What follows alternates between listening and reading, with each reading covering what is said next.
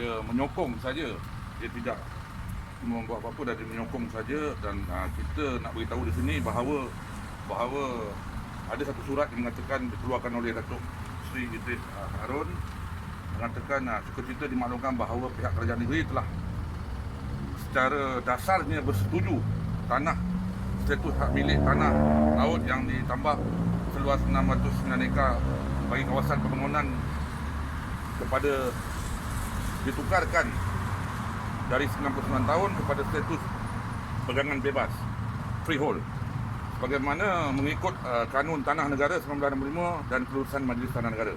Tapi mengenai surat yang kita ni, dia tidak dapat kelulusan daripada MTN lagi. Jadi saya bacakan Ini saya bacakan dia punya.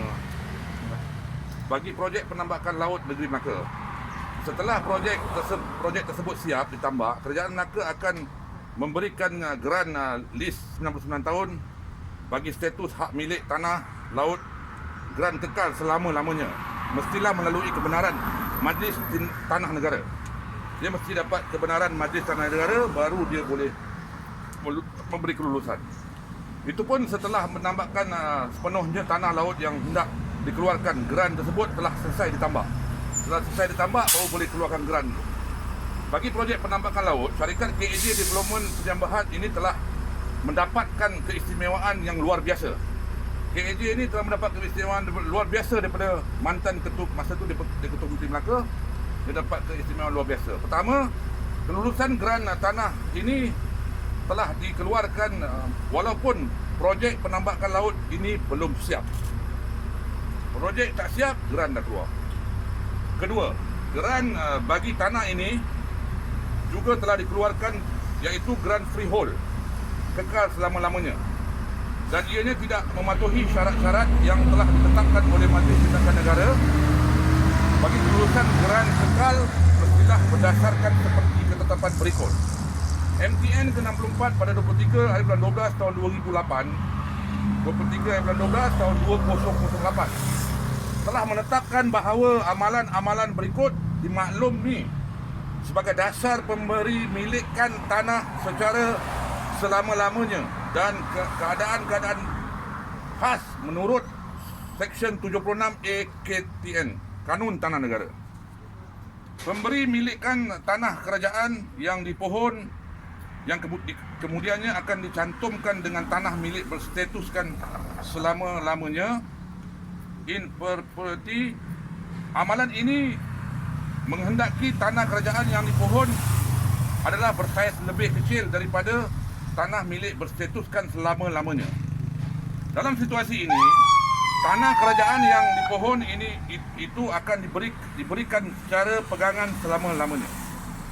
Pemberi milikan tanah kerajaan untuk tempoh pegangan selama-lamanya bagi tanah kerajaan yang tersepit, tanah saku, pocket land yang dipohon, yang kemudiannya akan dicantumkan dengan tanah-tanah bersebelahan yang berpegangan selama-lamanya.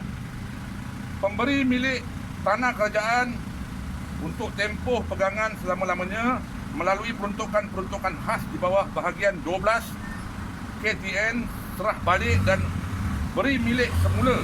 Jika hak milik asal adalah pegangan selama-lamanya, maka apabila hak milik tanah itu diserahkan kepada kerajaan dan diberi semula kepada tuan punya, tanah adalah menjadi tanggungjawab mandatory PBN untuk memberi milik semula untuk tempoh pegangan selama-lamanya.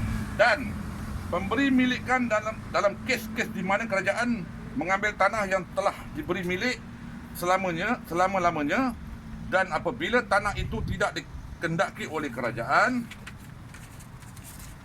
dan hendak diberi milik semula kepada tuan-tuan tanah asal, adalah difikirkan adil jika tanah itu diberi milik untuk selama-lamanya juga. Dan sekiranya pemberi milikan secara berkekalan di dalam keadaan khas yang tertentu adalah diperlukan, maka kerajaan negeri hendaklah merujuk semula kepada MTN untuk mendapatkan persetujuan. Daripada apa yang saya dapati, kelulusan geran kekal ini tidak diputuskan oleh Majlis Mesyuarat tidak diputuskan oleh mesyuarat Majlis Tanah Negara. Bagaimana geran kekal ini boleh dikeluarkan tanpa mendapat kebenaran Majlis Tanah Negara? Itu dah cerita dia sebenarnya. Jadi saya minta SPRM untuk menyiasat sama ada sedikit unsur-unsur rasuah ataupun memang ada unsur-unsur rasuah, memberikan kelonggaran kepada KAJ Development. Jadi itu kita serah pada SPRM untuk buat siasatan. So apa Dan yang itu awak yang nak terima kasih. siasat?